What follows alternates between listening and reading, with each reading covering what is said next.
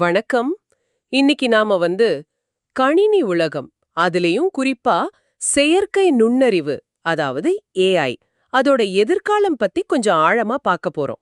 ஆமா. இதுக்கு NVIDIA CEO Jensen ஹியூவாங்கோட சில பார்வைகளை நாம எடுத்துக்கலாம். ஏன்னா ஏஐ நம்ம வாழ்க்கையை எப்படி மாத்தப் போகுதுன்னு புரிஞ்சுக்க இது உதவும்னு நினைக்கிறேன். கண்டிப்பா. முக்கியமா பாத்தீங்கன்னா, கணினிகளோட அடிப்படை செயல்பாடுலயே ஒரு பெரிய மாற்றம் வந்திருக்கு. அதுதான் இந்த ஏஐயோட அசுர வளர்ச்சிக்கு முக்கிய காரணம். ஆமா. அதோட தாக்கம் எப்படி இருக்கும்னு கொஞ்சம் விரிவா பேசுவோம். சரி, முதல்ல அந்த அடிப்படை மாற்றம் பத்தி சொல்லுங்களேன். முன்னெல்லாம் கம்ப்யூட்டர்னா CPU, ஒரு வேலையை முடிச்சுட்டு அடுத்தது, அப்படிதானே? Sequential processing. ஆமா, கரெக்ட். CPU அப்படிதான் வேலை செஞ்சது. ஆனா NVIDIA வந்த பிறகு GPU வந்தது. அது ஒரே நேரத்துல பல வேலைகள் செய்யறது. Parallel processing. இது வீடியோ கேம்ஸ்ல பெரிய விஷயமா இருந்துச்சு இல்லையா? நிச்சயமா.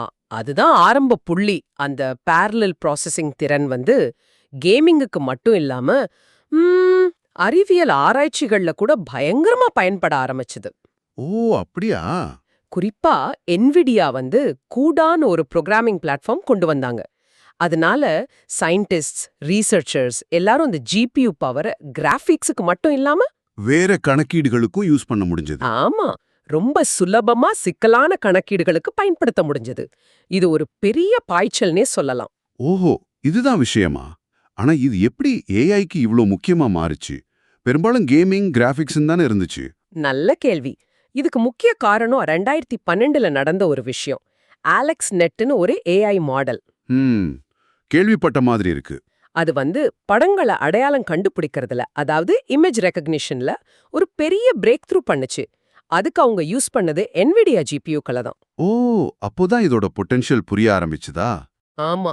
அதுவரைக்கும் AI முன்னேற்றம் கொஞ்சம் மெதுவா தான் இருந்துச்சு.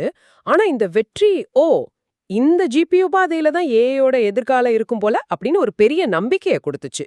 ஒரு திருப்புமுனை அது.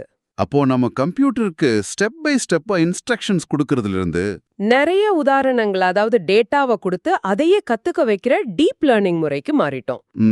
புரியுது. குழந்தைக்கு பாடம் சொல்ற மாதிரி இல்லாம நிறைய படங்களை காட்டி இதுதான் பூனைன்னு புரிய வைக்கிற மாதிரி. அதேதான் பெர்ஃபெக்ட் உதாரணம். இதனால தான் மொழிபெயர்ப்பு, நம்ம பேசுறத புரிஞ்சுக்கிறது, ஸ்பீச் ரெகக்னிஷன் மாதிரி கடினமான விஷயங்களுக்கெல்லாம் தீர்வு கிடைச்சது. சரி, அப்போ ஜென்சன் ஹுவாங் அடுத்த 10 வருஷத்தை எப்படி பார்க்கறார்? ஏஐயோட பயன்பாடுகள் எங்கெல்லாம் வரும்னு நினைக்கிறார்? அவர் சொல்றதுபடி அடுத்த தசாப்தம் அப்ளிகேஷன் சயின்ஸா இருக்கும். அதாவது ஏஐய எப்படி நடைமுறை வாழ்க்கையில வெவ்வேறு துறைகள்ல பயன்படுத்துறது அப்படிங்கறத பத்தி. என்னென்ன துறைகள்ல? முக்கியமா டிஜிட்டல் உயிரியல், பருவநிலை தொழில்நுட்பம், அப்புறம் ரொம்ப முக்கியமா ரோபாட்டிக்ஸ்.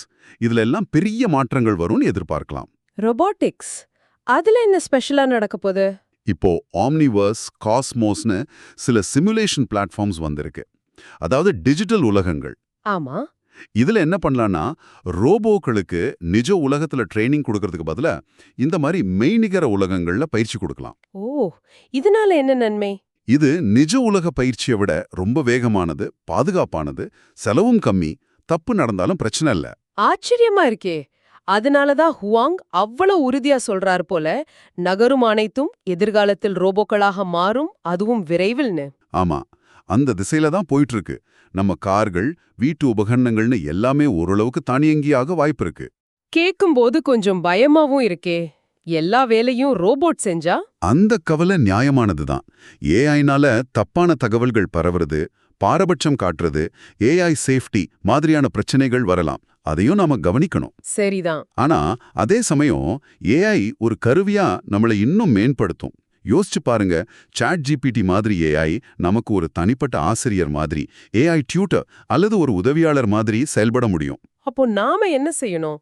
ஏஐய பார்த்து ஒதுங்கி நிக்கணுமா, இல்ல அதை எப்படி பயன்படுத்திக்கிறதுன்னு கத்துக்கணுமா? கண்டிப்பா கத்துக்கணும். பயப்படாம அதை எப்படி யூஸ் பண்றதுன்னு தெரிஞ்சுக்கணும். நாம செய்யற வேலைய ஏஐய வச்சு எப்படி இன்னும் சிறப்பா, இன்னும் வேகமா செய்யலான்னு யோசிக்கணும். ஹுவாங் சொல்ற மாதிரி இது நம்ம சூப்பர் ஹியூமன் ஆக்கும். நம்ம சொந்த திறமைகளால மட்டுமல்ல, நம்ம கிட்ட இருக்கிற இந்த சூப்பர் ஏஐ கருவிகளாலையும். கேட்கவே உற்சாகமா இருக்கு.